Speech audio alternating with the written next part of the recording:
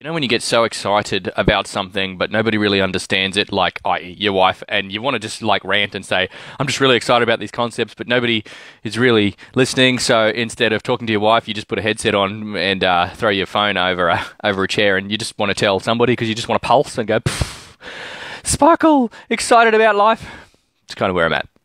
I am going through a phase right now of trying to make life more efficient. I'm trying to chop out all of the rubbish in my life, and I'm finally well, I've been doing this a long time. It's not really finally, but I've got 3 books here that I have read over the last 10 years, and it's that weird moment when you realize you read them 10 years ago, but they must have done something and stuck in your brain because when you look back, you go, oh my goodness, I have built my life around these books. First one is Rich Dad, Poor Dad. You don't even have to read it. I can give you the very basic breakdown of how, in fact, I didn't even read it. I only read the first 3 chapters of this book. And sort of got the idea, and then I played the board game, and I'm like, all right, so that is the point. So I'll give you Rich Dad Poor Dad in 2 sentences or 2 rules. The first one is he's got this golden rule, which, if I remember it correctly, is rich people buy assets, poor people do not. What is an asset? An asset is something that will make you money, whereas a liability is something that will not make you money. And to get rich is to own something that makes you money. Okay, what does that mean? And then you play the board game Rich Dad, Poor Dad, and the whole game, this is the rules of it. You've got your income. You can play as anything you like, by the way, but you have your income, then you have your expenses, and then you have your... so income minus expenses equals your cash flow, and then you have your passive income. Passive income is money that happens whether you are putting time into it or not, and that can be, look, try something simple like a pinball machine. You buy a pinball machine, you put that into a fish and chip shop. When you come back, the money that you're putting into that pinball machine, the other people putting into that pinball machine, minus the cost of running it and the commissions that you would pay to the fish and chip shop owner, that becomes passive income because it's ticking away and you're not actually doing anything. It's like a vending machine. It's doing things for you. Websites, they do all that. So point is, the way to win the game is you get your expenses below your passive income, or you get your passive income above your expenses. And most people, their life is like this. They have really high expenses, and they think that riches is owning the expensive things. So they get that more expensive TV, they get that more expensive car, they get that more expensive house, and it stretches everything up this way. And their passive income, they don't buy anything. They don't do anything that involves making money without you having to go to work. Usually the only income they have is their job. So you've got to work from both directions, figuring out how to make your lifestyle cheaper. The way to do that is, if you've got a mortgage, find a better home loan rate. If you've got a phone plan, get a better phone plan. Be more satisfied, make your own lunches, rather than go out and eat every day. However it is that because there's a trade-off. If you're going to go too cheap, eventually you're not happy with your lifestyle, and that's where it sucks. And that's where you find that's what your real lifestyle that's what your real expenses are. But there are ways to save money with you just get ripped off. People get ripped off all the time. All right, so you bring that one down, bring your passive income up. The moment that it tips where this is above that, suddenly you can stop working and your entire lifestyle is paid for by whatever you have done. Okay, brilliant concept, absolutely blew my mind. And then that's when I realized, so I'm not trying to own heaps of stuff, I'm actually trying to buy freedom. And every time you find something that is actually going to lead you towards freedom, not towards higher expenses or that higher, more expensive lifestyle, you buy, baby. And I've been doing that ever since. Everything I own is on Gumtree, and everything I own is also for sale. And my lifestyle just keeps going up because I buy everything under market value, and then I always eventually sell it again, which means my life is always continually changing, and everything that I own is continually being updated. But I don't need a savings plan because everything that I own, every time I spend money, I sell it again and I make money on it. So if you never actually spend money on anything, you don't need to save. My savings plan is everything that I own and that I'm enjoying right now. Beautiful. That is the book Rich Dad, Poor Dad, and that's the thought that has absolutely changed my life. Then you've got this one. This is Cheaper by the Dozen. Okay, Great book. I haven't read it in ages. I've just been working my way through it whenever I try to put Henry to sleep. He sleeps here. This is our put the baby to sleep chair that we rock in. And this book, the bottom line is, there's a guy that has 12 children, and he makes a living through going into businesses and showing them how to be more efficient with their whatever they're doing, and he increases productivity. And he basically says, look, if you're not doing it the most productive way, you're doing it wrong. And it's called motion study. And so that is simple things like, okay, perfect example. If you just say you've got a job and you've got to put logs onto a trailer, the first thing that you should do is make sure the trailer is as close to the logs as possible so that you're not wasting all that time picking up the log, carrying it, putting it in the trailer, walking back. It's just simple mathematics, stuff like that. Absolutely worth reading it. He's got like 12 points in there of the science behind motion study, and he was a bricklayer, and he could lay bricks faster than anybody. Beautiful. Now, what this makes me think of is, see, it doesn't really matter if you have all this time in the world because you've managed to make your lifestyle really efficient if you haven't gone out and figured out a way to make your time worth anything. What was I reading this morning? I think I saw a YouTube video about the 80-20 principle, but people will brag about how they went out and they saved a whole bunch of money by mowing the lawn, but they'll spend 6 hours doing that, and they could have paid somebody $30 to get that done or whatever. And the point is, it's like, so that's what your time is worth. Are you honestly, you didn't have anything else that you could have been doing that was more valuable? I think that's the trick. I just got a message, so I had to turn that off. Motion study, cheaper by the dozen. This has been a very inspiring book. Just try to make things more efficient. I remember and this is actually one of the downsides to living a lifestyle that is trying to make every task that you have the best and the fastest possible means is you'll work yourself out of a job. I remember for one job I had when I was younger, I had to put lamps together, and he only wanted me to do like 10 a day.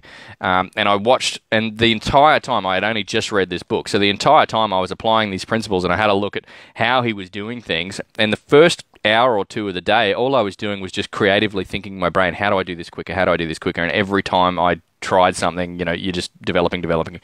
I did 108 the second day. He only wanted me to do about 10 a day. I think, I might be exaggerating on that story, but the point is, the job, I completed it so flaming quickly that there was no more work. That's a big one. Okay, so moving on, motion study. Try and figure out ways to get things more efficient. And then this one, the 4-hour work week. Ben Lee, a friend of mine back in school, grade 1 all through to grade 12, he gave me this book years ago, and I held it with fear and trembling because when I read it, this is the back. I don't know if that's mirror image. It probably is. It's mirror image on my screen. But the back is, do not read this book unless you want to give up your job. And I'm like, books are dangerous for me because if somebody says that and it turns out to be true, I'm probably going to do it. And well, anyway, what ends up happening is I'm just going to read the headlines because that's usually a very efficient way to get the gist of the book. First and foremost, step 1, D is for definition. Step 2, E is for elimination. Step 3, A is for automation. Deal, right, that's what he's spelling. Got it. D-E-A. L is for liberation. So definition, elimination, automation, and liberation. The first part, so you got definition. I'm just going to make it, I'm going to probably make a complete mess of this. But you can sort of figure that out. Definition. What exactly is it that you are doing? Elimination. How do I get rid of the junk in my life? Now, this one drove, I still apply the idea. He talks about don't ever have a business meeting unless you can absolutely avoid it. Completely miss business meetings. Don't take phone calls if an email can do. And when you check emails, only check them once a day for a certain amount of time. Ozzo's here. Here, move over, buddy, so that the screen can see you. You're on camera. No, he's running away. He's gone shy. But yeah, I don't take phone calls if I can help it, because usually phone calls are people. This is what happens most of the time. People call you when they've got nothing to do. and they just want to be entertained. That is such a frequent one. It's like when people are driving and they're bored and they call me up, it's like, great. Now it's all good for the relationship sort of thing, but it's usually never at a time when I'm in the relationship time box. I hate that. Sorry, I read this book and he doesn't take phone calls because they're a waste of time, and he even trains you. He gives you scripts on how to make a phone call faster. Just by getting to the point. Do you want to be on camera the whole time? Because you are. You're on camera, see? You're being recorded. Are you sure you want that? Yeah. Okay, cool. Whatever. Noise cancelling headphones is all good. So eliminate. Get rid of stuff. And he is extreme in his elimination. He gets rid of stuff that you never would have thought. Like, don't have business meetings. Get the sheet of paper sent to you of what you want to do in that business meeting first, and then once you have that, usually it's only you already know the point and you can answer every question. You don't even have to see them face to face. So then once you've got that, then you just find a reason to get out of that meeting, and you literally haven't missed anything. And suddenly you've got a whole hour and a half of time that you would have wasted talking about nothing, going around and around in circles. Don't take phone calls. All of that. Eliminate. Then automate. Now this is where I've been trying to do things. Is he goes, my man in India, he's got or maybe that's liberation. I don't know. Either way, somewhere in here. The next one is liberation. Liberation, he talks about outsourcing and using every chance that you get. You can outsource your life, and try and outsource as much as you can. So that's the phase I'm going through right now. This is what's blowing me away, and this is the sort of thing I want to talk about. So we've got liberation, outsourcing. I just got my lawn mowed today for $35 on Airtasker, an app that I didn't know existed 2 days ago. As soon as I found out about it, I thought, okay, I'm just going to try this out, sign up to it. I said, all right, I've got one task. I want somebody send me a voice file with jokes on it and make me laugh, and I put a $5 bounty on this task. And somebody did. In fact, I got about 20 people saying that they would do it. I'm like, okay, cool, so this works. Next day, I tried. Next day, I got my lawn. I put the ad up for my lawn, $35. I said, yep, cool, I'll be there tomorrow. Awesome, that just happened. It was brilliant. Now I've got a lawnmower full time because I'm happy to have this guy. And I'm like, what else can I automate? What else? Like when it comes to Nikki, maybe I can automate the laundry. Maybe I can automate those things, because Nikki is actually, because she's a part of my business, she is way more valuable doing that than she would be doing other things around the house. And I'm like, okay, maybe I can just focus entirely on pulling Nikki out of mundane tasks and automating everything. And I wonder how much it would cost. How much are my expenses? How much would my lifestyle cost? And if I didn't want to lift a finger doing anything, what would that cost me?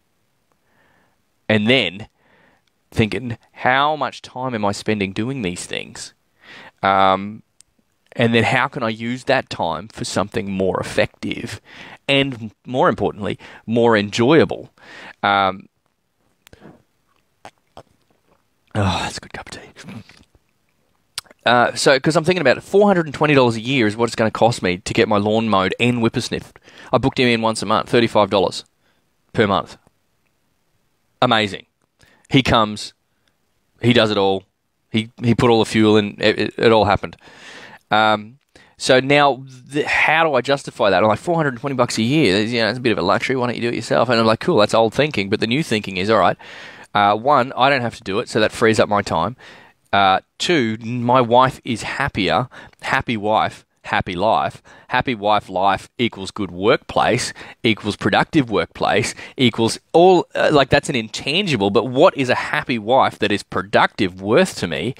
And I did the maths on it. My financial planning business, look, I don't want to tell you the figures, but ultimately, when you find a product that is very difficult to get out, people will pay a premium. Like it's for the financial planning thing, there's a lot of paperwork and a lot of legality and a lot of mucking around to get the job done. So they pay a high price for it, which is brilliant. And then all you've got to do is figure out how to make the job simpler. And if you can turn the high-priced job because it's difficult into a simple job, now you've got a simple job that pays flaming awesome. And that is also blowing my mind. But so Nikki, I've figured out with her, happy life all I have to do mathematically to pay for that $420, I'm doing some simple maths on if I increased her productivity and if I increased her ability to get more business and more clientele and more of a job done, it was 0.14% more productive, and I have paid for the entire year mowing. Is that worth it? Is that doable? Heck yes it is. Heck yes it is. And that's where I'm just like,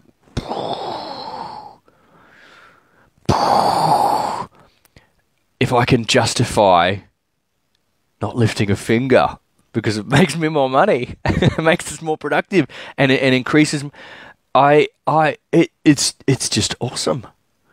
It's like victory sip cup of tea when you figure that sort of stuff out. So I better shut up because this is a 16-minute video so far. Tell me things that have increased your efficiency in life. I didn't know about Airtasker until a few days ago, and it's flippin' brilliant. I just found Cam Scanner, which turned documents into, like, I used to take photos of all of my client documents, and then I would email them to Nikki, which meant I had to compress the file, and then it was always kind of rubbish, and then Nikki would have to find it on the email, and then bring it up, and then she would enter it into our other program, and that was my process. And then I find Cam Scanner where I just go bang, bang, bang, bang, bang, bang, bang, and it and then Nikki would complain that the photos were hard to read. And Cam Scanner, what it did was just I'd go bang, bang, bang, bang, bang, and it automatically found the edges of the page, stretched it out, and turned it into a proper beautiful PDF, and then edited it so that it was brighter contrast, so that it was easier to read, and then can actually read the document. So photos that you have taken, you can then search the words on those documents just by taking a photo. So you might take a photo of 100 things, and then you go, hang on a second, I need to find the keyword Johnny Knoxville. Why that landed in my brain, I don't know. It'll find it for you, and then you can find that document. I don't even have to use my brain or my eyeballs. It's brilliant. Stuff like that has been absolutely phenomenal. Airtasker has been absolutely phenomenal. Automatic call recorder. I can now record my calls with my clients automatically and send them to a cloud, so that I've always got a file note in case if I ever forget about something, I can look up, what did I do with that client? What did I say with that client? Because that was 3 weeks ago. What did I tell them? Bam. It comes back. So good. So flaming good. Victory sip on this side. Yeah. Anyway, let me know. I just wanted to rant. Just wanted to blog. And I know this is a really long video, but hope if you got this far, thanks. Peace.